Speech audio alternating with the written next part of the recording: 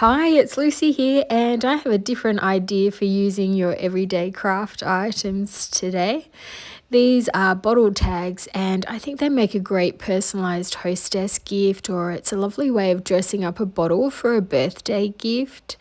You can use absolutely anything you have to create these. You don't need dies, and I'll talk more about that later as I am going to use dies on mine today. But I'm going to create a female and a male version today too. So these sort of dies are perfect for it. They're slimline dies and they just create the perfect size. They don't have to be an exact size. You choose whatever you like. They all fit over a bottle, and as long as they all fit over a bottle, the same with the circle to create the opening to pop them over the top of the bottle. You can use so many different ones, really. I did think maybe you could use a punch, but because you have to do it further into the tag, you may not be able to do that. But I even have a bookmark here, and that's fine as well. You could even use these tag dies. You can really use anything. If you are interested in these and you like these, I can most definitely get more creative and show you a lot more in the future as well. So today for the feminine bottle tag, I'm going to use these beautiful papers from Uniquely Creative called Flowering Utopia. That's the collection, and it's just so pretty. I just think it'll make a really nice tag. And I'm also going to use a scalloped die as well, which perfectly complements the rectangle tag, or slimline die I should say. I'll tape them together with a bit of washi so that they stay in place. I need that circle to stay in place mostly. And you can just put the circle die anywhere up the top. It doesn't really matter exactly where it is. And if you don't have a die cutting machine or a circle die, you could trace around any circular item on your desk or even from the kitchen and cut out the circle with your scissors or knife. Or if you were to create a thinner tag, you may have been able to use a circle punch, a large circle punch going in from the side of the tag. Now I want a white border in my circle, and also this is the easiest way to ensure your two layers match up, as you can see exactly where the circle needs to go. So that's how I'm going to do this one. With the actual bottle tags as well, you can also just cut any size rectangle out of paper or cardstock too if you don't have a die cutting machine. And you can always distress the edges or ink around the edges just to create that look of it was supposed to be a tag and not just a cutout rectangle. And now I've just taken off the backing to the tape on the top part of it so that I can line it up properly before taking all of the tape off, and then I can take off the bottom part once the top is all secured. And I'll have a look, and it goes nicely on the bottle. I could have made a bend in it, and if you're going to make a bend in it, and I'll show you that in the next one, in the masculine one that I do, I recommend doing that before you add your layers together. Because I've done the two layers together, it won't really work now for me to do that. But to me, I like both ways, with the bend and without. So that's why I'll show you both ways, and then you can make your choice on what you like. I'm also going to try to find a sentiment, and I really like these ones, which is also part of this Flowering Utopia collection from Uniquely Creative. And I've already cut some out that I didn't end up using.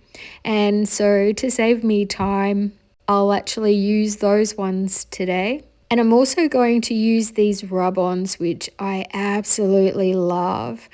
I hadn't used rub-ons for quite some time, like many years. We used to have them over 10 years ago, and they wouldn't always be perfect, but I've found rub-ons these days are just so good. really beautiful, and it means you can add them wherever you want to on your card, or in this case my bottle tag. And I want to just use one of these little flowers just to make the side of the flowers go up a little bit more on the right hand side. And so it's just so easy. I don't have to fuzzy cut anything, and it'll look like it's part of the paper as well. They come with a wooden lollipop stick, which you use to rub them from the other side. So you pop them down where you want to, and they are unforgiving. If you pop them down in the wrong spot, you will find that they will stick. So you do need to be careful just when placing them. But then after that, you can pretty much use your finger to rub them on, but I probably shouldn't say that, because if you do that and it doesn't work, I don't want you coming for me. But the lollipop stick really helps to drive it in, and then you can just slowly pull off the top layer and it reveals the rub-on. It gives a little bit of a stamped look, doesn't it? But I'm not a professional stamper, so rub-ons really suit me quite well. And I'm just going extra slow and being extra careful here because I'm doing it on video and I only get one shot at it. I wouldn't worry so much if I was just doing it at home, because if a little bit is missing, you can easily pop it back down again. So I probably should have tried to keep a little bit on there, because the backing is transparent. You can actually see where you need to pop it down, and you can't tell that it was put down separately to the rest of it and things like that. So I don't know why I was worrying so much. So now I'm just going to layer up the sentiment by adding the hot pink one underneath the white. I feel like the white stands out nice and looks lovely and fresh with the white scalloped border of the bottle tag. But I do like the hot pink underneath. If you look from the side, you can just see that bit of extra colour. And what I'm going to do with the extra flower is I'm going to just cut in between some of the petals, not all of them. And that way then I can use my little white lollipop stick, the little round tubular one, which you can use anything small and tubular. And I'll create the bends in it to give it a more 3D look. And then this way it goes really nicely with the other flowers on the bottle tag. And it also makes them look a little bit more like the whole bunch is 3D, because you've got one that's sort of sticking out. So I think it's a really good idea. I've also just glued on the sentiment, and then I've used a foam dot and glue on the flower so that that can stick up a little bit further, and that way the nice bends stay prominent on it. I'll add some Nuvo drops, and then this bottle tag is done. These would also make really sweet bedroom door signs even as well. And you could just add like Chloe's room or something on it. Wouldn't that be cute? So yeah, there's lots that you can do. But anyway, let's get on to the masculine one. And I'm going to die cut this cog die and another slimline rectangle, which is perfect for creating these large bottle tags. This one has a stitched border too. I'm using another paper collection from Uniquely Creative, and I'll have product links to everything I've used on these tags in the description below this video in case you're interested. And I'm going to find some thick brown scrap paper to layer up the cogs. If I used white layers, you might see it on the sides and it just wouldn't fit with the grunge look I'm going for. I do love this cog die, and doesn't it go so well with these papers? I'll just ink it up a little, and all the hard work has been done for me because of all the colours in the papers. I'm also going to die cut this circle out again, but I'm also going to die cut 2 circles together to create a circle frame, and this will help reinforce the circle area, as this bottle tag will only be 1 layer. I'm gluing the 3 layers of cogs together, and I feel like I'm really cheating here, as this bottle tag ends up looking very much like a mixed media tag, and yet I've not got messy at all. How good is that? I love the look of mixed media, but it's definitely not my main area of skill. So if I can get away with doing it this way, I love that. The only semi-messy part is inking up the cogs and the bottle tag edges with my Distress Oxide ink, and I'm using Vintage Photo. This helps to give it a grungy look. Have you tried creating your own bottle tags before? Or is this the first time you've seen them? Do you think you'd give it a go? If you're not into them, you can still get ideas for creating cards with what I'm showing here today too. I love making them, and I have actually created some on the computer as well, and just printed them out and then die cut the circle, but that's it. And you can personalize them that way by using a really gorgeous font on them. You could also merge printing them up and using paper products as well. And I think if you want me to do a video on that, I would love to. So let me know, because I could create a lot of bottle tags for friends and family with their names on them and what would suit them as well. So that would be fun. Let me know. I hope you say you like this idea. I've just added the circle frame. Now it's time to add the rest of the embellishments.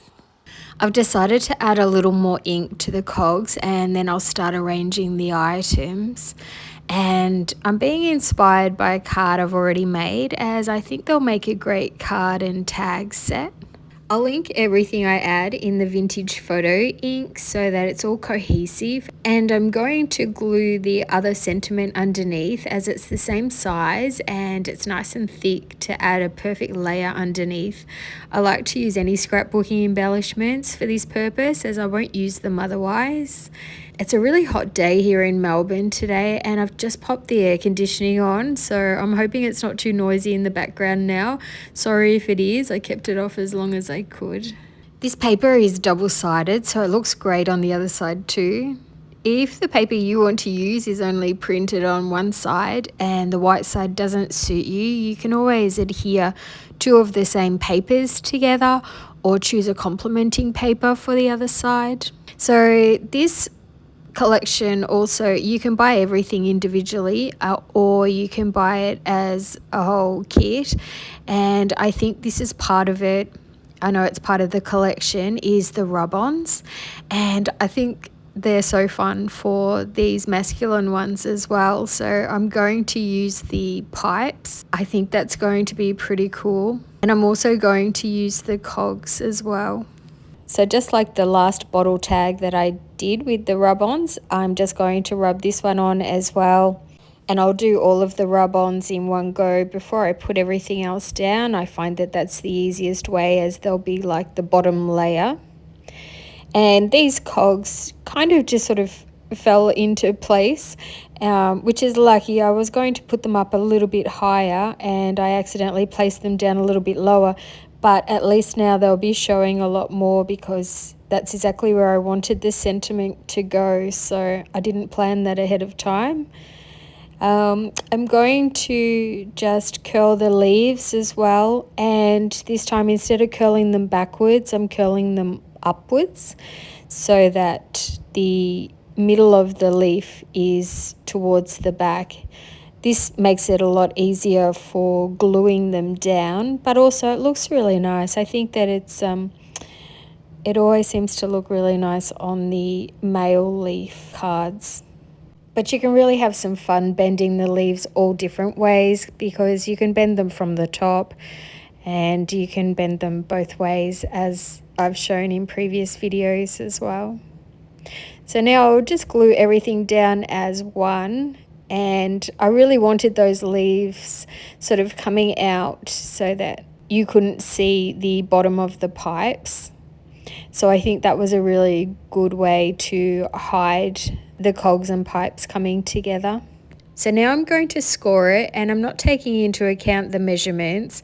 I'm just looking at two things, and one is where the pipe ends and the other is how far down from the circle would be best on a bottle. And both of these items align perfectly, so I'll line it up with the end of the pipe and then add it to a bottle to see how it looks.